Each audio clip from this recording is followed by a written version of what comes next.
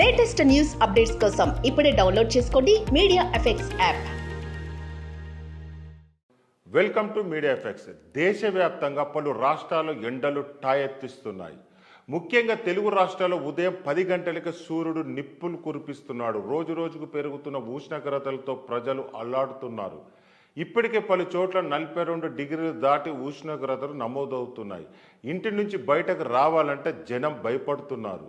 రానున్న 2 రోజుల్లో ఉష్ణోగ్రతలు మరింత పెరగవచ్చని, వడగాల్పులు కూడా వీస్తాయని వాతావరణ శాఖ హెచ్చరించింది. ఈ క్రమంలో ప్రజలు అప్రమత్తంగా ఉండాలని వైద్య నిపుణులు సూచిస్తున్నారు. ఎండ తీవ్రత, వడగాలుల సమయంలో విపత్తు నిర్వహణ శాఖ అధికారులు పలు కీలక సూచనలు చేస్తున్నారు. అత్యంత అవసరమైతే తప్ప ఎండలో బయటకు వెళ్ళరాదని సూచిస్తున్నారు.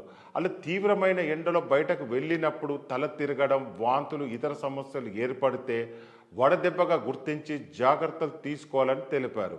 ఇక ఎండలో బయటకు వెళ్ళేటప్పుడు తలపై తప్పక టోపీ ధరించడం లేదా రుమాలు కట్టుకోవాలని సూచించారు. తెల్లని రంగు కలిగిన కాటన్ వస్త్రాలు మాత్రమే ధరించండి.